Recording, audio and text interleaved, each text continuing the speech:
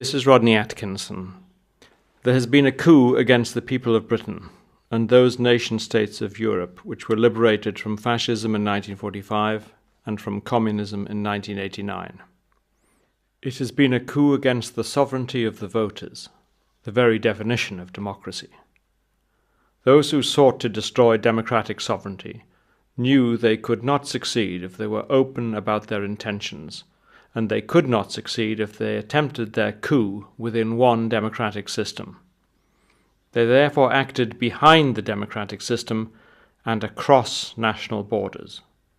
They established in the European Union a bureaucratic corporatist state so monolithic that most can be intimidated into silence by the very size of the project, and emasculated by the necessary remoteness of the powers involved. The plans for this essentially fascist process were laid and carried out by, among others, many leading Nazis and fascists after the Second World War, and realized in the European Union today. The fact that many naive constructors of today's Europe had good intentions does not mitigate the fact that they have summoned up the hated regimes of the fascist past and created structures built on the ashes of democratic nationhood, all of which coincides with the plans of the very European fascists they thought they were expunging. Now that their hitherto secret aim of turning the democratic nation-states of Europe into a gigantic corporatist empire is imminent, the new dictators have grown bold. Now they can act as if the voters do not exist, for they know the voters have no power. Although the European Constitution was thrown out comprehensively by the people of France and the Netherlands, it has been reintroduced in the form of the so-called Lisbon Treaty, and EU governments have been intimidated into avoiding referenda of their peoples. Having blocked such referenda, the European Commission had the unmitigated gall to launch a new initiative under the heading Debate Europe, Giving Citizens a Voice.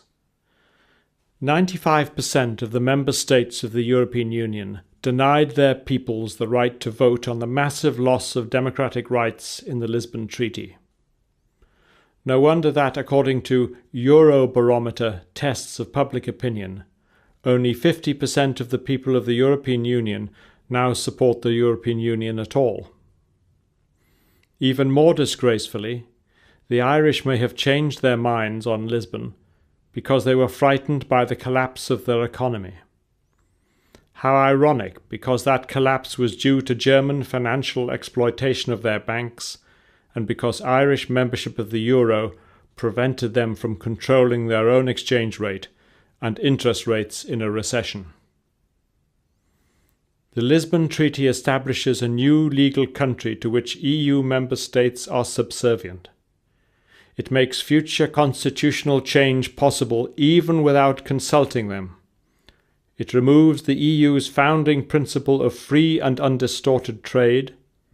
It both bans and then reintroduces the death penalty for riots and upheavals, permits the restrictions of rights and freedoms to serve the interests of the European Union, and allows EU armed forces to enter any country. The Irish, destroyed by the euro and under intolerable pressure, voted yes to all that. The European Union now knows that all they have to do to finish off the constitutions of EU member states is to finish off their economies first. The frightened voters will then kowtow. The European Union is based on the Nazi plans of 1941, published as they were in Berlin in 1942. The EU was founded by, among others, leading Nazis and fascists, as was the Charlemagne Prize awarded to Tony Blair, Edward Heath, Roy Jenkins, and others for their role in removing democratic sovereignty from the nation-states of Europe. As in the 1940s, we witness today the breakup of Yugoslavia and Czechoslovakia and the recreation of the petty states of Slovakia, Croatia, Bosnia, and Albania and Kosovo.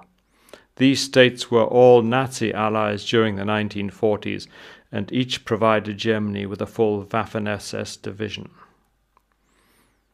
Europe's post-war leaders have repeated virtually word for word the beliefs of the leaders of fascism in the 1930s and 1940s. For a comprehensive demonstration of the parallels, see my books Fascist Europe Rising and Europe's Full Circle. The European Union has promoted and funded the ethnic cleansing of 1 million Europeans in the Balkans, mostly Serbs, Jews and Gypsies, from Croatia, Kosovo and Bosnia, realizing the ambitions of fascist organizations in those countries. It is, of course, the European Union, embraced by Labour, Liberal Democrat and Conservative parties alike, which has resurrected Croatia, a country with the most blatant fascist traditions in Europe, whose football supporters today form swastikas on the terraces, and whose leading pop star calls himself Thompson, after a machine gun used against the Serbs, and whose supporters give Nazi salutes. Croatia was, of course, guilty of the greatest ethnic cleansing in Europe for decades, when they drove some 300,000 Serbs out of their historic homeland in the Krajina in 1995. The links between Croatian fascists and German Nazis in the modern day is well documented. I quote here from a book, Führer X, written by Ingo Hasselbach, a former German neo-Nazi who was intimately involved with German Nazis and Croatian fascists as Croatia fought to break up Yugoslavia throughout the 1990s. In this they had the indirect support of the German army and the German government, who of course were President Tudjman's principal backers and the first to recognize the illegally created state of Croatia in 1991. Hasselbach writes, "The then government in Croatia, under President Franjo Tudjman, was reviving the tradition of the Ustashi, and in many other ways honouring the former fascists.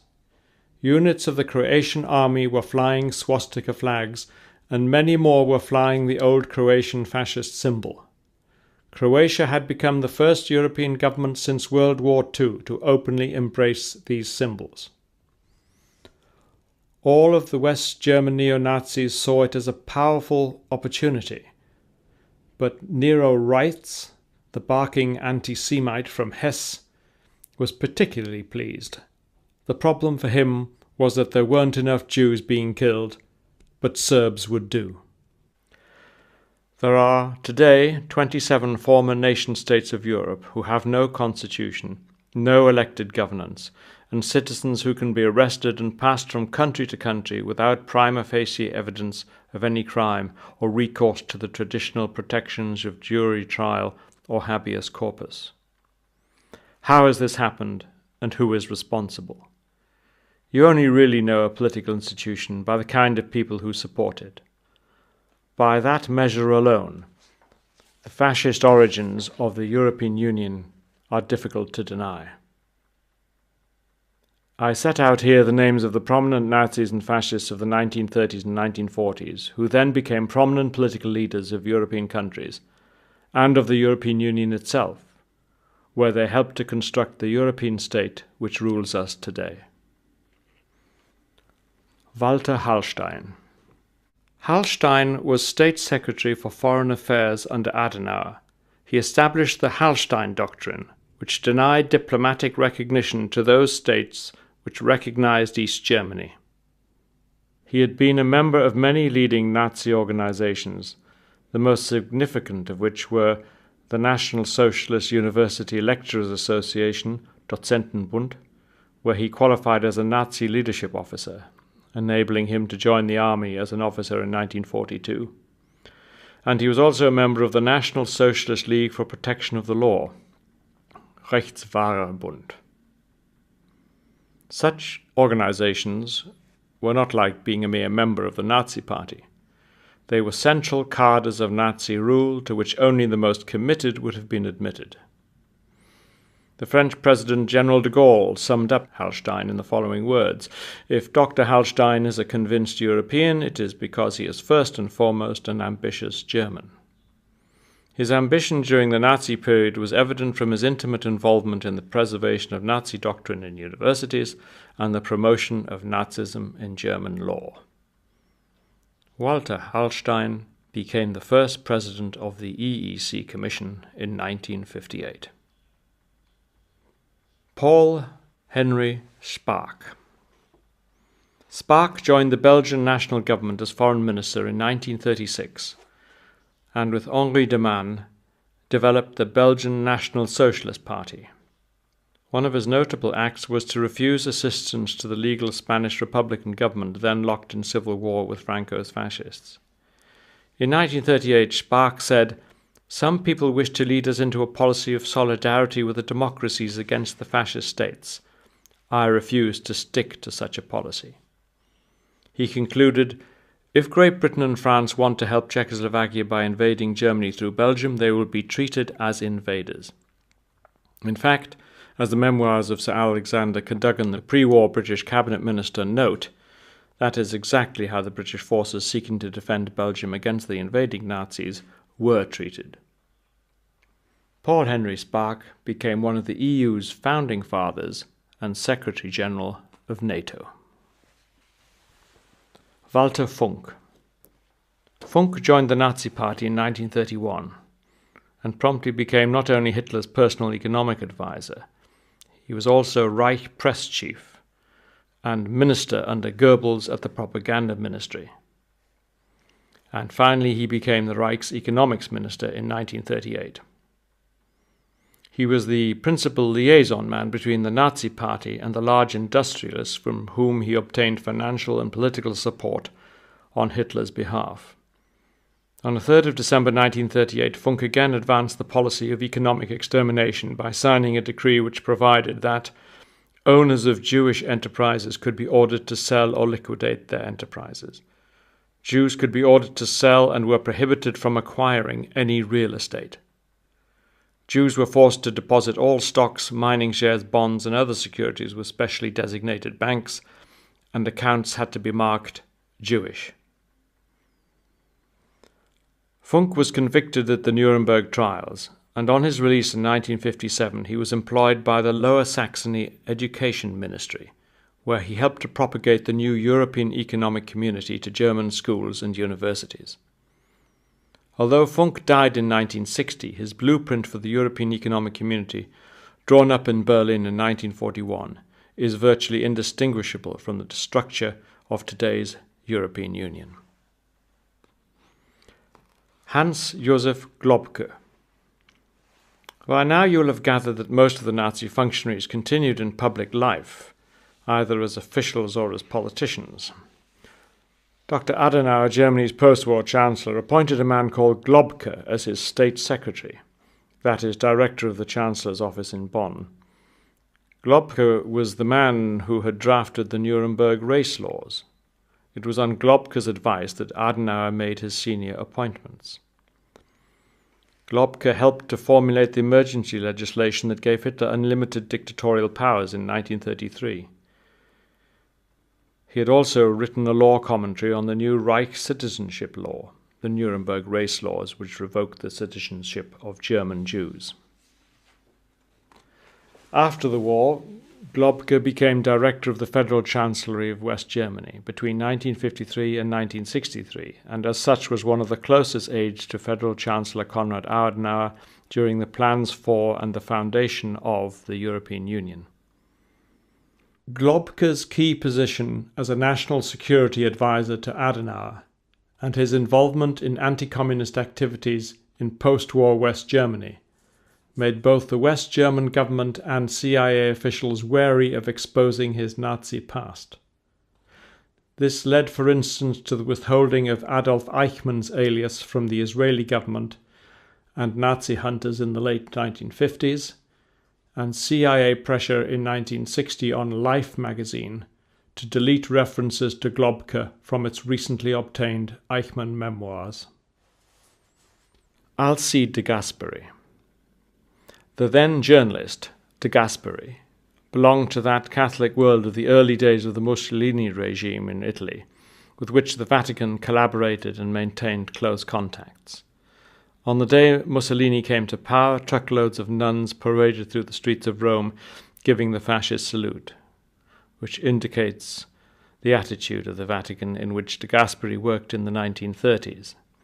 He was librarian in the Vatican as it became the first state to recognize the Nazi regime and sign its notorious 1934 Concordat with Hitler's Germany. Even during the Nazi occupation, de Gasperi was involved in intrigues against parts of the resistance in order to break up left-wing Catholicism and communist partisans.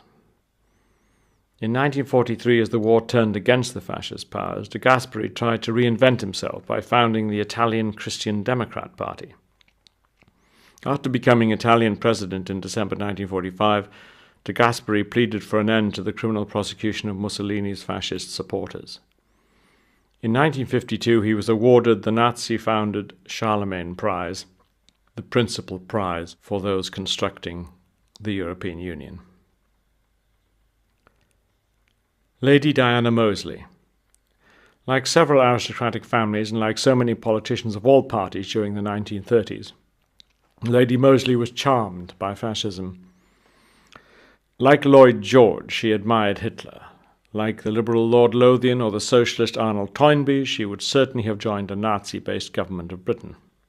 Like Labour's Lord Allen of Hertwood, she would have argued for more African colonies for the German Reich, and like the conservative Sir Samuel Hoare, she would have tried to get rid of Churchill in order to prevent war. Her husband, Sir Oswald Mosley, founded a fascist newspaper called The European, and Lady Diana Moseley, in an interview with the BBC shortly before her death, poured scorn on British Eurosceptics and gave total support to the European Union. Strange that the BBC should so recently interview a lifelong fascist, but perhaps not, when we consider that the BBC kept Churchill off the air for 28 months between 1937 and 1939. Alfred Töpfer, the founder of the Alfred Töpfer Foundation. Töpfer's business interests in the 1940s provided slaked lime for the mass graves in the Lodz ghetto and was involved in the industrial exploitation of occupied France. In the final days of the war, Heinrich Himmler and other leading Nazis gathered at Töpfer's estate, Kalkhorst, a Nazi Reich leadership school. Foreign collaborators with the Nazis were trained to take over governorships of the German Reich in the conquered European states. The founder himself, Töpfer, gave race lectures at Kalkhorst. After the war, Töpfer supported financially Thies Christoffersen, the author of the book The Auschwitz Lie, which denied the extermination of the Jews. The Töpfer Foundation has, since the war, demanded further compensation for their lost Nazi land in the East. The former Nazi possessions comprise several hundred hectares and are the subject of dispositions made by the 1945 Potsdam Agreement. The Töpfer Foundation today has claimed the protection of the European Human Rights Convention. The foundation is today a highly influential political movement. The notorious foundation belongs to an influential group of German ethno-organizations and enjoys direct contact with the German government. A former Minister of State in the German Chancellery, Christina Weiss, Social Democrat, worked under the auspices of the Töpfer Foundation. Prince Bernhard of the Netherlands, originally the German Prinz zur Lippe Biesterfeld. Prince Bernhard, who was the co-founder of the Bilderberg Group and one of the original promoters of the European Union, had also been an SS intelligence officer before the war. He had been attached to the Nazi conglomerate IG Farben, which promoted Nazi interests around the world and spied for the German state. IG Farben was so dangerous that it was broken up by the Allies after the war, although many of its successor parts, like BASF, are particularly active in promoting the European Union today. This information about Bernhard and the company he worked for was confirmed by evidence of Max Ilgner, the former head of IG Farben, at his trial at Nuremberg. Despite continuous denials after the war that he had ever been a Nazi Party member, Bernhard was revealed in 1995, thanks to details released from US archives and published in the Netherlands, to have been a member of the Nazi Party from an early date, along with no fewer than 11 members of his family. A copy of his resignation letter is in the National Archives in Washington, D.C. The letter ended, "Heil Hitler," hardly a renunciation of Nazism. According to many, including the British academic Dr. Richard Aldrich, Prince Bernhard's Bilderberg Group was far more important than the European movement in creating the European Union. George McGee, later ambassador to Germany, and who in fact had been my father's tutor at Oxford in the 1930s, confirmed that the Treaty of Rome which brought the European community into being was nurtured at Bilderberg meetings. There was an interesting British press cover-up in 2002 when the Daily Telegraph printed an obituary of Prince Claus of the Netherlands on the 8th of October. Mention was made of his father-in-law, Prince Bernhard, having steered clear of the Nazis in the 1930s. I wrote to the obituary letter pointing out Prince Bernhard's long-standing membership of the Nazi Party, his role as an SS intelligence officer attached to IG Farben, etc., etc. The editor referred me to the letter's editor, but she refused to publish the letter. After detailed correspondence with Charles Moore of the Daily Telegraph, the paper still refused to publish the facts, i.e. to correct their complete falsehood about Prince Bernhard. The Times, the Daily Mail, and the Evening Standard refused to cover the story. Kurt Georg Kiesinger. Kiesinger was an early member of the Nazi Party and as early as 1934 became a member of the Sturmabteilung. In April 1940, he joined the German Foreign Office and became the head of the department responsible for the Nazis' radio propaganda, not a function left to anyone other than a convinced Nazi.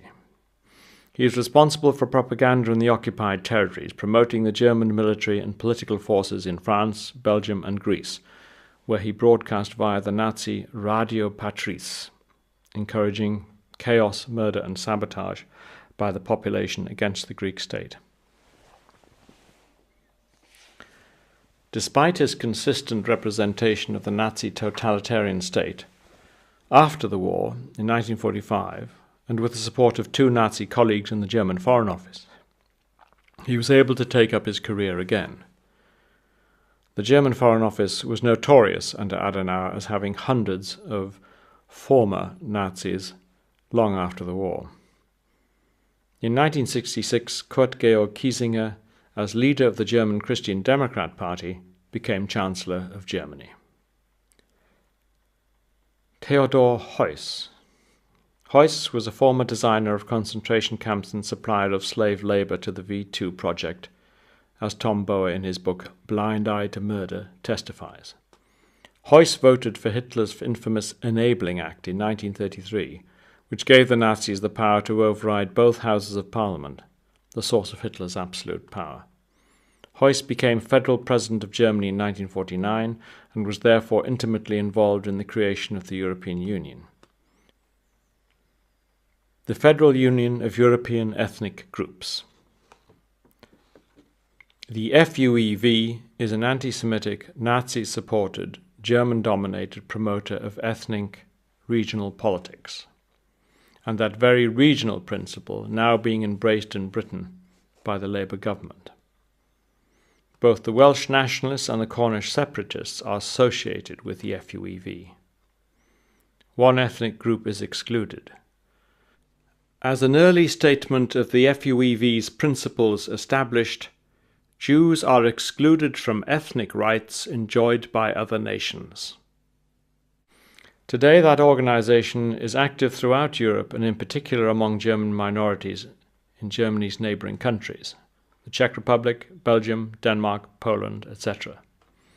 The FUEV pursues the goal of a federal Europe of the regions, which means in their own words the end of the unitary and centralized nation states, but not, of course, the end of the centralized European superstate. Since the 1950s, when Hans-Josef Graf Matuschka of the European Union of Germany, as it then was, succeeded in linking the FUEV to the German Foreign Office, the organization has had the financial support of the German government. It is involved in the European Union's Committee of the Regions and the European Council's Congress of Communities and Regions, and since 1995 it is represented in the UN itself. It is no mitigation of the above to say that most of those individuals are long gone, for the institutions they helped to found are not only active today, but the constitutional structures they created now govern most of Europe.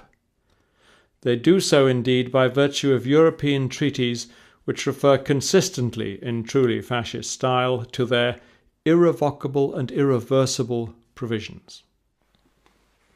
The Charlemagne Prize. The prize was originally founded by the Nazis, but was then refounded in 1949 by the efforts of the Aachen textile merchant Kurt Pfeiffer. Pfeiffer, who had previously been a member of the Nazi Party and of 5 other Nazi organizations, maintained that he had always tended to be a fundamental believer in Europe, and the Charlemagne Prize Society was to be associated with the imperial idea, Reichsidee, of the Emperor Charlemagne. The post-war image of Charlemagne as unifier of the Christian West was preceded by his Nazi portrayal as unifier of the German tribes. Charlemagne had been compared with Hitler, his Reich, and Greater Germany. This is clearly exemplified by the career of the Aachen professor of philosophy Peter Menneken, who took over the professorship previously occupied by an expelled Jew, and who after the war had authorized influence over the symbolism of the Charlemagne Prize and the liturgy of its award ceremonies. Menneken had joined the SA, the Stormtroopers, in 1933 and the Nazi Party in 1937. He used his lectureship at the Technical High School of Aachen in the service of expansionist Western research, and worked for 2 so-called Societies for International Understanding, which were informal offshoots of the Nazi propaganda ministry, used for German propaganda in the Netherlands and Belgium. It is therefore not surprising, considering those who were involved in the foundation of the European Union, that its top prize, the Charlemagne Prize, should have had such well-authenticated Nazi roots. But now let us consider some post-war European, British and American figures who were influential in establishing the now powerful European Union and its rule over 27 nation-states of Europe. George Kennan. Kennan, who died in 2005, was possibly the leading post-war US foreign affairs expert and an authority on Russia. Left-wing, supranationalist with excessive sympathy for authoritarian regimes in Germany, Spain and Italy, and a critical influence on US foreign policy in the 1950s. Kennan was a regular attendee at the Bilderberg Group, which nurtured the creation of the European Union. Kennan found Nazi Germany so palatable that he studied in Heidelberg in the 1930s and stayed even until the early 1940s when he was interned at Bad Nauheim. There he even lectured, obviously with the approval of the Nazis. The German magazine Der Spiegel reported on the 5th of December 1951 that, lecturing there, he had claimed that Germany's defeat would extinguish the 2,000-year-old history of European civilization. He attacked the Allies for not enforcing a greater circumspection on the Nazi regime and caused it to proceed more slowly with the actualization of its timetable. After the war, Kennan was particularly influential in stopping the denazification program initiated in 1945. A recent biographer chronicles Kennan's baffling appreciation of Europe's dictatorships, Mussolini's in Italy, Dollfuss's in Austria, Salazar's in Portugal. Kennan believed that their kind of authoritarian government was a healthy and welcome alternative to inefficient parliamentary democracy. At Kennan's suggestion in the 1950s, the US changed its long-standing hostility to Franco's fascist regime in Spain in order to secure US influence in the Mediterranean. Kennan thought the First World War had not been worth fighting, and he said in an interview with the New York Review of Books in 1999, "I would like to see our government gradually withdraw from its public advocacy of democracy and human rights." Giuliano Amato. was a former Prime Minister of Italy and became Vice Chairman of the European Union's Constitutional Convention, which drew up the European Constitution, which of course was thoroughly rejected by the French and the Dutch in referenda, but has been reintroduced in the so-called Lisbon Treaty. In the Italian newspaper La Stampa of 13th of July 2000, Amato wrote, "Sovereignty lost on a national level does not pass to any new individual. It is entrusted to a faceless entity, and those in command can neither be identified nor elected. As a matter of fact, the metamorphosis is already here. All we need are a few corrections here and there, along with a great deal of cunning. Their place will be taken by a multitude of authorities, each of which will be at the head of different interests." This, of course, is a classic element of fascism. And he continues, "Different interests that possess ambiguous levels of power. By moving, the power we are used to will disappear." In other words, the democratic power we are used to will disappear. Indeed, as we all know, it has disappeared. Amato continued in his La Stampa article, "In Europe one needs to act as if what was wanted was little in order to obtain much, as if states were to remain sovereign to convince them to concede sovereignty. The Commission in Brussels, for example, should act as if it were a technical instrument in order to be able to be treated as a government, and so on by disguise and subterfuge." What a very good summary that is of the fascist process behind the substance of the European Union. Now let's look at Kenneth Clarke, the former Conservative Home Secretary and Chancellor of the Exchequer. It was Kenneth Clarke, who was a young student in the Cambridge University Conservative Association, who invited Oswald Mosley, the leader of the British Union of Fascists, to speak, and the young Michael Howard, who became leader of the Conservative Party, resigned from the association in protest. Many political and corporate beliefs unite a Euro-fanatic anti-democrat like Kenneth Clarke and the former leader of the British Union of Fascists, Oswald Mosley. So perhaps the invitation was not surprising. Mosley had said, "At a moment of supreme crisis, the will to Europe a nation can arise everywhere from the soil of Europe like a primeval fire. First must come the idea." There is little difference between that which Oswald Mosley as an individual and the 1962 fascist National Party of Europe set out, and that in which Kenneth Clarke, the so-called conservative of today, believes, and which European treaties since 1957 have achieved. That explains why Clarke voted recently to prevent the British people having a vote on the Lisbon Constitutional Treaty. Although I note that he was chairman of the Conservative Party's Democracy Task Force. To say that the European Union is a combination of modern corporatism and historic fascism may sound extraordinary, but I have laid out substantial evidence for this in my two books, Europe's Full Circle and Fascist Europe Rising, and I will provide more evidence in my forthcoming book, Into the Fire. So finally, you might like to guess which of these quotations from European leaders stem from the fascist 1930s and 40s, and which from the heyday of the European Union's construction in the 1980s and 90s.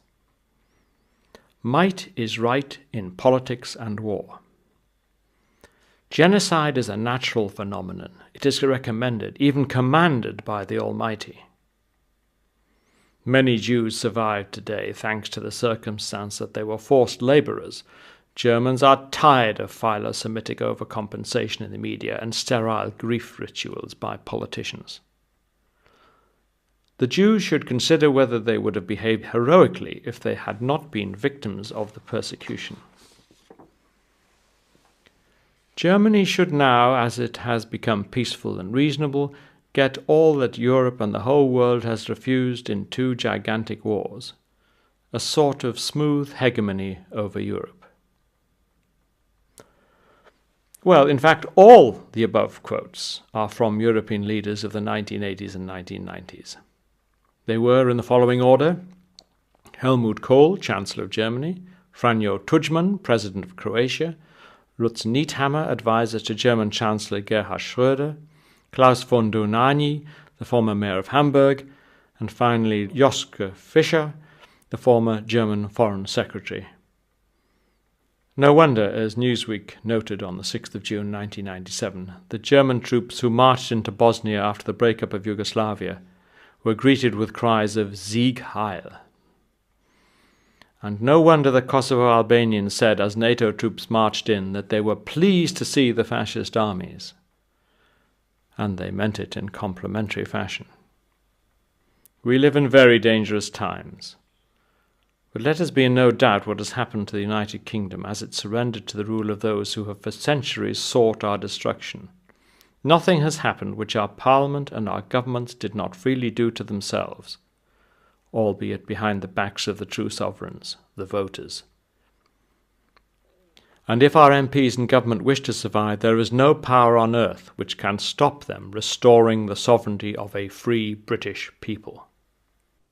But so long as they refuse to do so, they are and will be seen to be guilty of the enslavement of Britain by those very imperialist and fascist European powers which 50 million deaths and 2 world wars apparently failed to defeat.